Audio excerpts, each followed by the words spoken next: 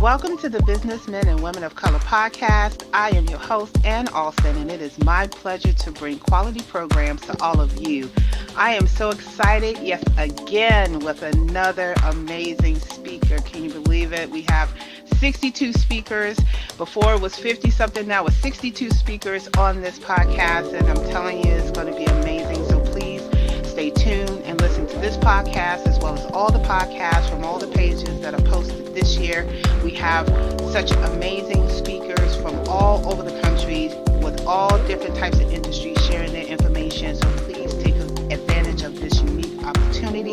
You can't get it anywhere else. Just in case you didn't know, the purpose of the Businessmen and Women of Color podcast is not only to network our small businesses, but we also sharing information for you, the working professional, the career seekers, so that you can make an informed decision about your career choices. We would also like to take a moment to thank our corporate partners, our family of authors, Butler Armstead Consulting Solutions, Human Resource Learning Center, JNF Enterprises, and Women Offering Wealth, along with many of our business partners and sponsors who's helping to make this season a success. So today we have another interesting industry that I would like to bring here on the podcast, and that is mediation.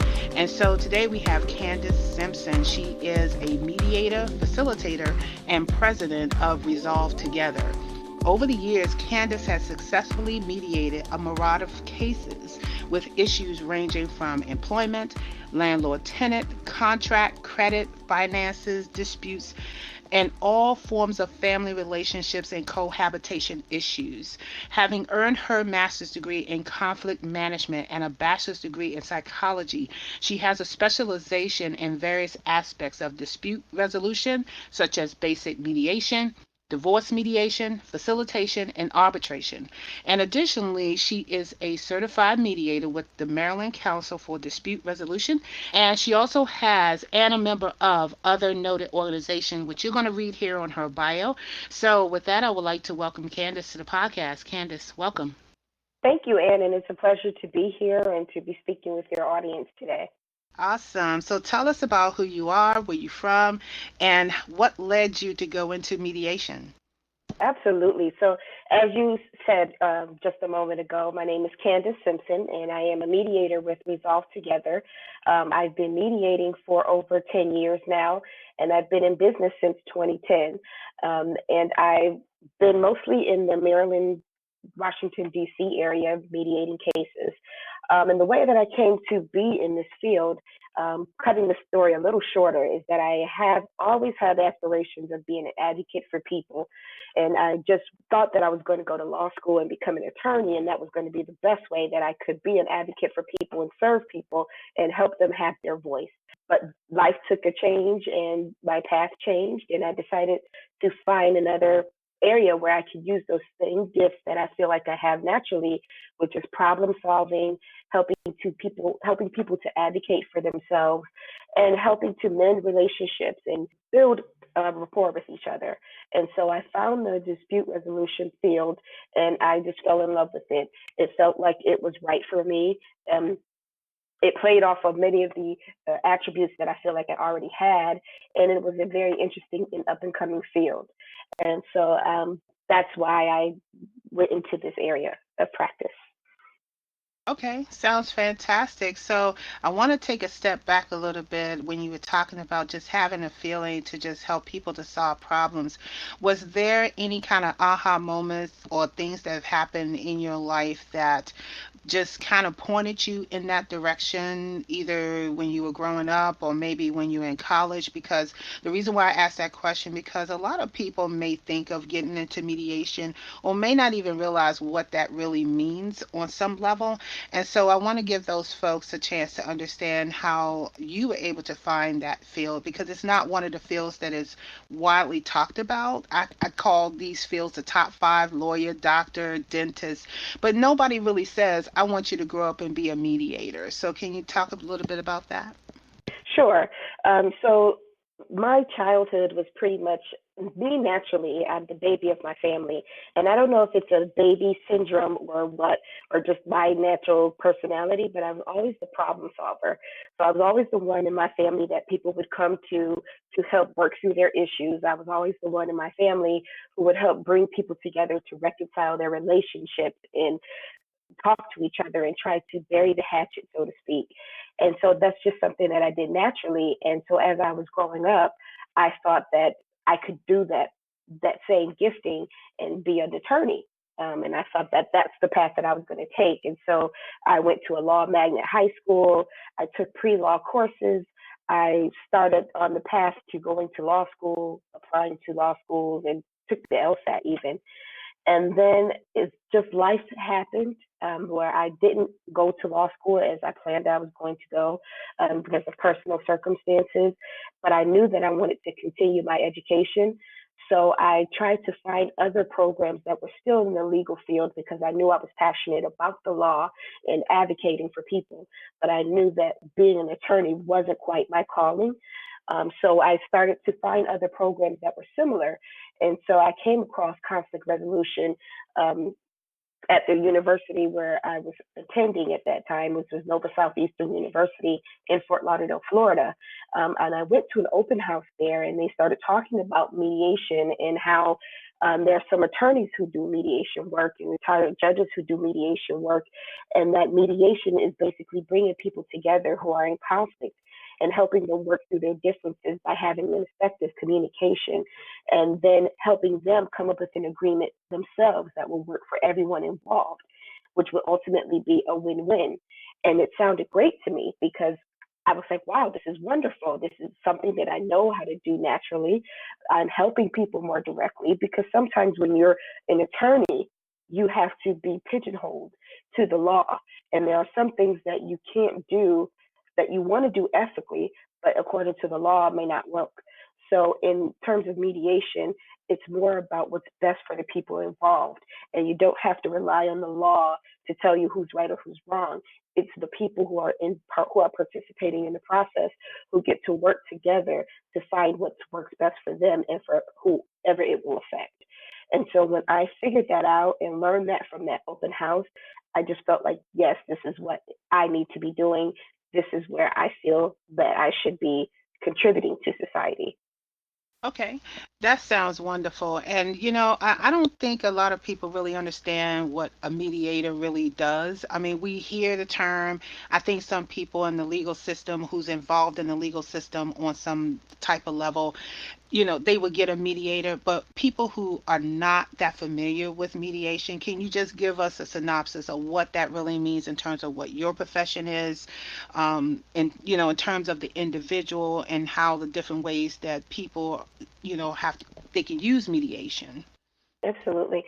So, as I mentioned, mediation is a process where people who are in conflict they come together to sort through their differences and create an agreement that works for everyone involved. So, people who want to settle their differences outside of court and they want to own the process, they will come and see a neutral third party, which is a mediator, who will help guide them through a mediation process, who will help them have an effective dialogue with each other, make sure that everyone feels heard and understood, make sure that all the issues that are concerning to them are being addressed, and then help them craft a plan on how to move forward. And then that will ultimately be their mediated agreement. And a mediated agreement is a legally binding document, and it can be upheld in the courts if, for instance, if someone is going through a divorce mediation, they can get a mediated agreement and have it be part of their divorce decree. So it is a legally binding document. And so the mediator in this process is a neutral third party. The mediator doesn't tell the participants who's right or who's wrong. The mediator doesn't judge, doesn't provide any legal advice. The mediator is there to help guide them through the process and to make sure that it is that the participants are being their most effective selves and able to collaborate together to come up with an effective agreement for everyone. Okay. Now, when people come and get your service, do they always have to be in some type of legal? Because I know part of your bio was talking about relationships and all those things. Are they related to things that are legally, or can someone just look up a mediator and hire someone themselves? Yes. So a lot of people can go through the courts and they can go through a court roster of mediators, or people can just find mediators on the internet or come to my website and and I have a profile there on my website that says if you want to get more information or a free initial consultation, that you can contact me and we can have a discussion about whether mediation is the best avenue for you and to address your concerns. So you can be a private person seeking to just mend a relationship or come up with a plan on how to dissolve a relationship amicably, or just want to come up with a plan with another person on how to move forward in a peaceful way. So that can mean divorce mediation, that can mean a parenting plan, or that can mean a contract dispute or employee relations. It runs the gamut. So private people can contract a mediator, or you can go through the court. Okay. Now, is it cost effective for someone to hire a mediator? Because I know that, at least for me, I'm not that familiar about what the cost would be. And so, if people are listening, and for those who are listening, actually, if you're in need of a mediator, then I'm pretty sure the next question may be, can I afford a mediator? Right. So that's one of the benefits of mediation is that it's more cost effective than going through a lengthy litigation process. Because in a lengthy litigation process, it's going to cost you financially as well as emotionally. Financially, because you have to pay an attorney's fee, you have to, and sometimes those fees can be exorbitant based on the actions that have to be taken in terms of the litigation process. You have to wait on the process of the court. There are court fees along with that. You have to wait for a docket assignment. That takes time sometimes, depending on the court that you're going through. And then it can be an emotional toll because and litigation process can be very contentious. And you don't get the opportunity most of the time to talk to the other person that is involved and just sit down and have an effective communication. A lot of conflict can be resolved if people would just sit down and talk to each other and hear one another out. Sometimes it's just a matter of feeling heard and understood and having your feelings validated, and that can break down a lot of the tension and the conflict that tends to rise in certain situations. So, yes, mediation can be cost effective because mediators in the process is less costly emotionally and financially. Okay, yeah, you actually just rode right into my next question is, when you're doing mediation as a career, what type of character do you have to have? Because as you're talking about being a person that's in between two people who do not want to be heard, how do you best handle that? What kind of personality do you have just to do this job?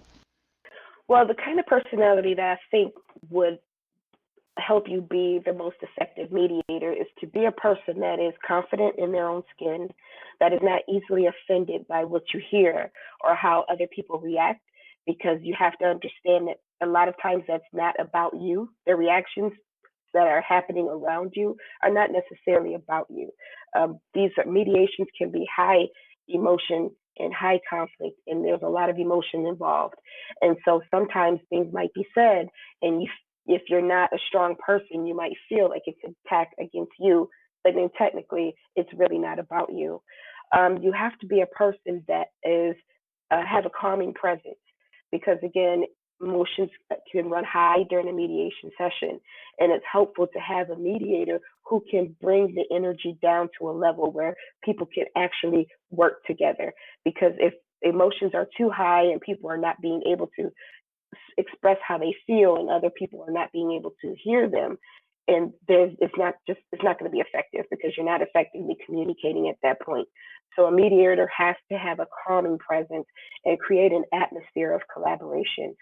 And I think professionalism is important as well, to be a mediator, a professional mediator, I think it's important to have the education and the training, and not just the one time training, but continuing education to make sure that you are abreast of the changes in the field and also give back to the community.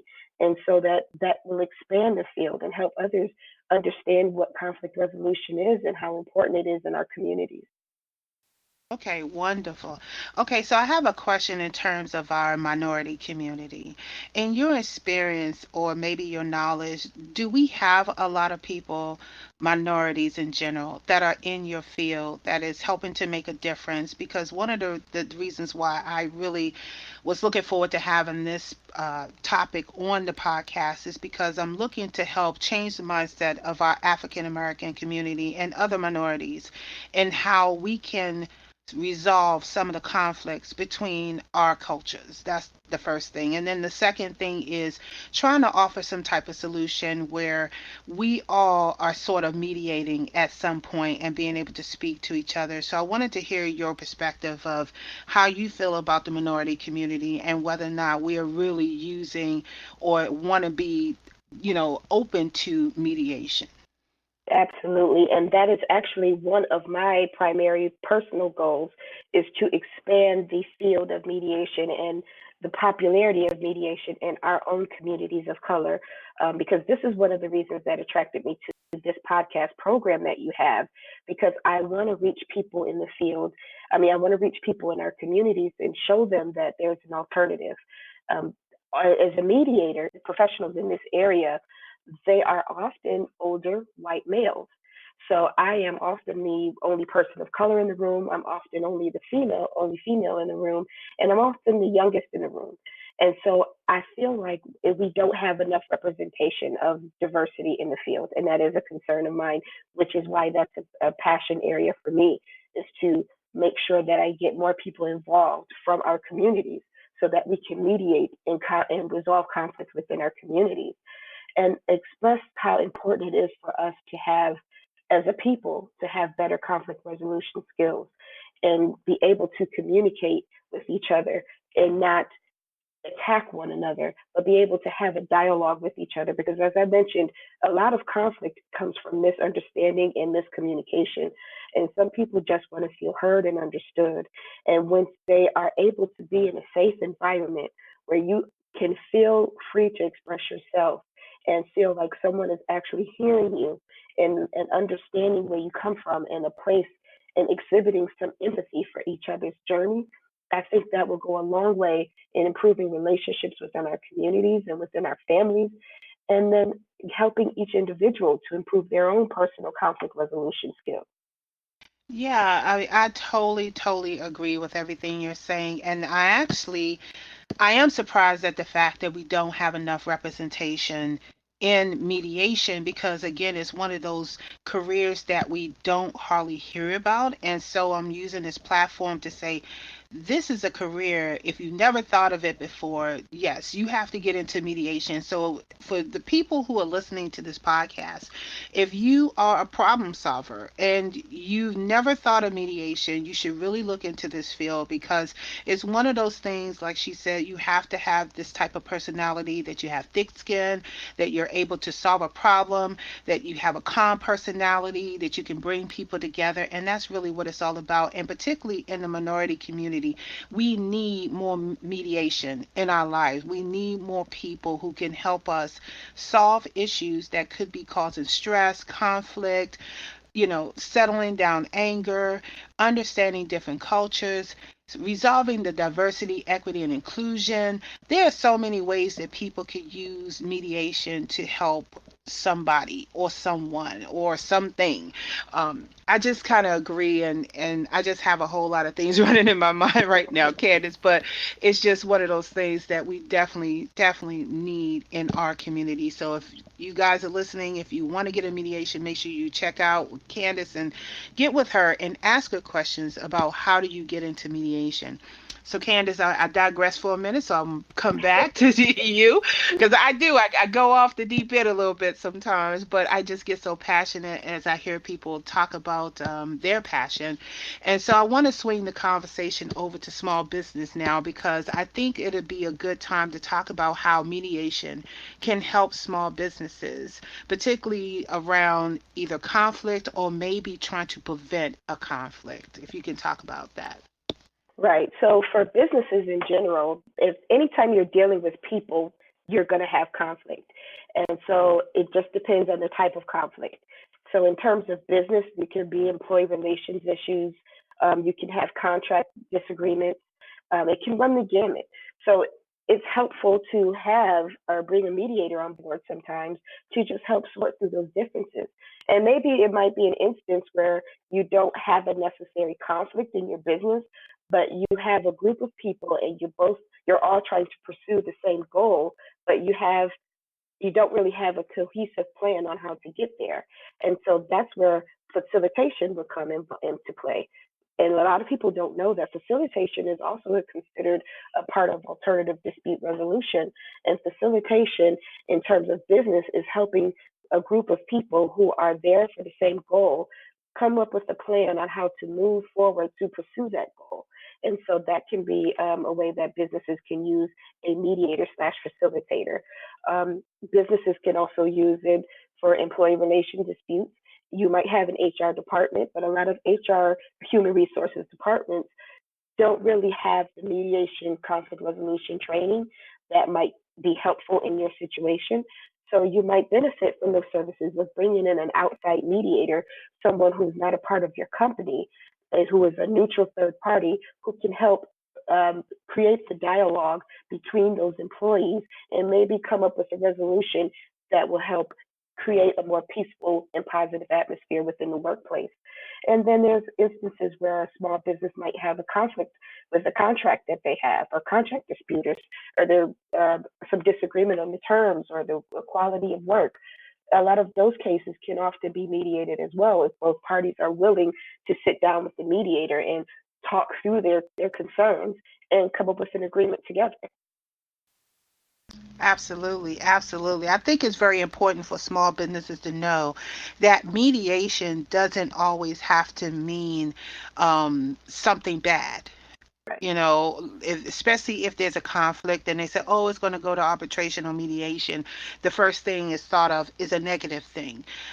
I want people to understand that the folks that are on this podcast are offering services not only for those things, but also preventive as well. So if you're a small business and you need this type of service, definitely reach out to Candace as well. So, Candace, tell us a little bit more about what your business does, all the services you offer, some of the programs, and things that you think it would be helpful for the people who are listening. Absolutely.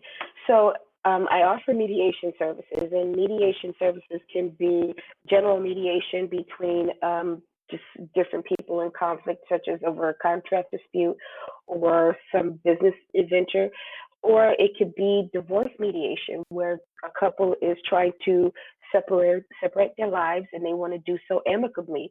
So that can also be a part of mediation, and that's something that I provide as well. Or there could be parents who are involved in a conflict and they kind of have some disagreements on how to raise their children.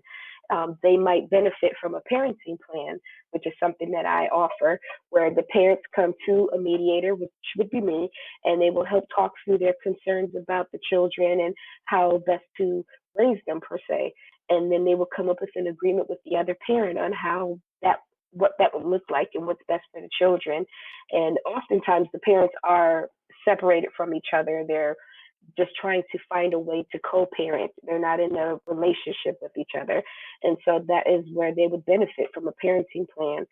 And as I mentioned, a facilitation is something that I also offer for organizations that have a group of people with a common goal, but have some concerns or not quite clear on the pathway to get there.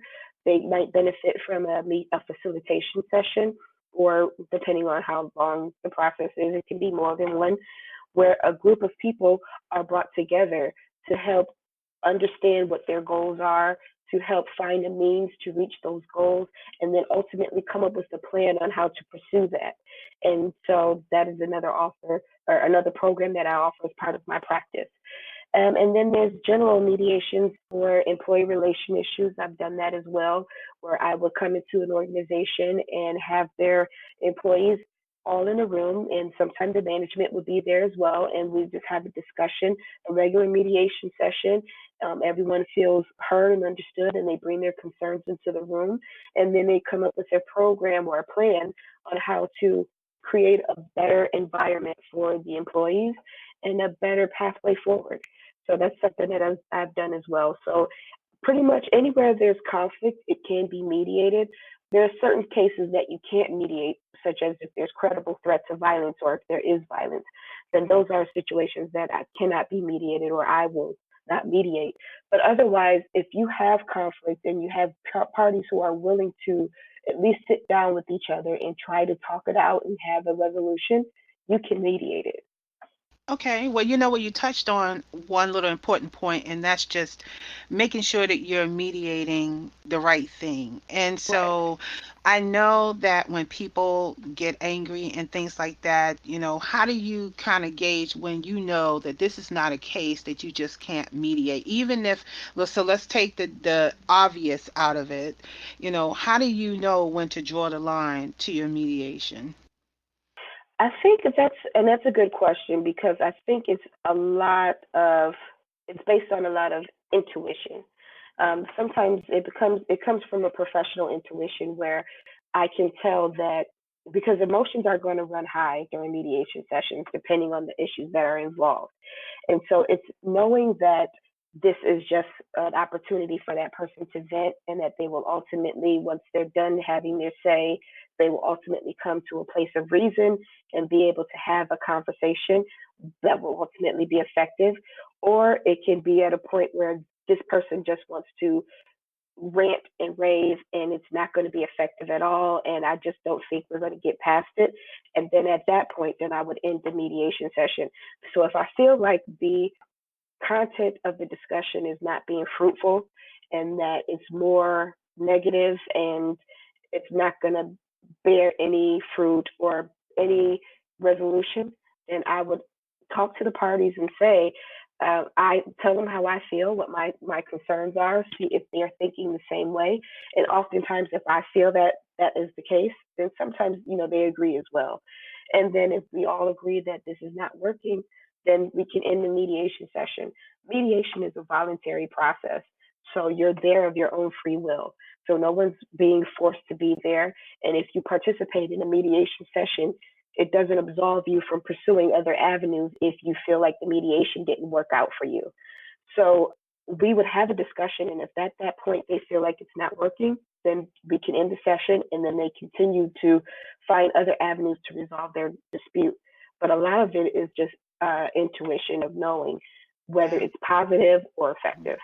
Yeah, and I will probably add to that is that you just really need to pay attention because I think there's some mediators that are out there and I don't think that they may see that coming, but you always have to be a good listener, like you said. And I just want to drive that home that when you're mediating, you have to be a really good listener. You have to really understand where people are coming from to have that intuition that Candace is talking about because you can find yourself in a really bad situation. Mm-hmm. But if you are really intently listening and trying to diffuse, and if you can't diffuse it, then of course, like Candace said, just use alternative methods to get out of the situation and try to get them to find other avenues. So, I just like to okay. make one more point, and that's Mhm. why I went back to saying it's Mhm. important to have thick skin. Because if, as a mediator, you are nervous about any people who are raising their voices or who are expressing anger, if you are nervous about that kind of thing and you end the mediation too early, then you could be missing out on an opportunity to resolve that Right. conflict in a positive way Right. based on your own insecurities. So that's why Okay. it's very important. Yeah, well, let's talk about that for a minute. Okay. So, in your experience, how do you, as a mediator, deal with all of the energies that you have to absorb? I know you're talking about thick skin, but we're all human. At some point, some of the stuff that you hear in a room will bother you at some point. But how do you manage all that energy that's being transferred to you doing how many people that you're trying to mediate between? And It's a good question, and I just feel like it's something that's a natural thing for me because I can easily separate myself from who I am and what this case is about. And so, yes, I can hear a lot of sad stories and a lot of passionate stories, and I feel for them and their situation, but I don't take it home with me. I don't harbor it. I'm able to separate myself from the situation. Now, if I feel like there's something grossly um, it's uncomfortable for me. If there's something that will cause me to absolutely not be able to be neutral and to remain a mediator for this case, then I would absolutely remove myself from the case. But I've never been in a situation where I felt like I absolutely just could not do it and I had to remove myself or absolve myself from the case. So I'm able to separate myself from the case and from my life, and I don't take it with me. Well, that's fantastic. I'm glad you're able to do that. So, again, for those folks who's looking into getting into mediation or think that this is an interesting field, you really have to be sure that you are ready to take on this type of thing because it does require that you have thick skin, you don't take it home with you, that you really know how to mentally deal with all of the problems that are coming because a lot of people can't. A lot of people do take it home, and you just want to make sure that you are going to be most effective and objective when you are mediating someone's case. So, Candace, what other projects or initiatives that you are working on that you would like the listeners to know about? So currently, I am working on networking a little more and really doing more initiatives towards marketing. So this fall, I will be at the Power Conference, where it's going to be held at the Bethesda North Marriott Hotel in North Bethesda, Maryland, and that will be on September 7th. So if there's anyone who's interested in stopping by my kiosk to find out more information about mediation, that is where I will be on that date. And then I'm often around at different networking events within the area, just trying to promote the industry and gain some more clients and see how I can help. And I'm also available on the web. My website is resolvetogetherllc.com. So if anyone is interested in checking me out, they can feel free to connect with me there and on all of my social media platforms. Okay, fantastic. So, this is a networking event and people are listening and participating. What do you need for yourself or your business to thrive? Well, I need to have people be more aware of mediation as a first step instead of as a last resort. So I would like people to see mediation as a way to work together and come up with an agreement that works for everyone involved. And so think of it in that regard, that it's a way to mend relationships. So if there's anyone who's out there who may be going through a conflict and they want to work together with the other person to try to resolve it rather than going through a lengthy court battle, then those are the kind of clients that I need. People who are open to working with the other person that they're in conflict with, who are willing to be engaged in the process, and who really want to own the resolution. And when I say own, I mean come up with a resolution that works for them and their specific needs. So those are the kind of clients that I'm looking for. Since it's conflict resolution, you can pretty much mediate almost any kind of conflict, but obviously there are certain cases that you cannot mediate, so I'm not, advocating for those. But I am open to people who are willing to work in a collaborative manner with the other person that they're in conflict with to come up with an agreement that they can both live with or they can all live with.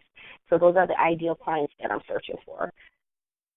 Fantastic. So I want to remind everybody again that Candace's information is going to be at the bottom of this page, including her recent events and anything else that she wants to share. Also want to remind everybody to please go to all the pages and listen to all the podcasts because we have this topic plus many others that can definitely help you from mediation to legal advice to just solving any problem that you have. And so I want to encourage you again that mediation is an industry that we desperately, desperately need to have in the minority community to help us be stronger and build this community of resources. We want to be able to be well rounded, and the podcast is just a platform so that you are aware of all your choices and options when it comes to different industries.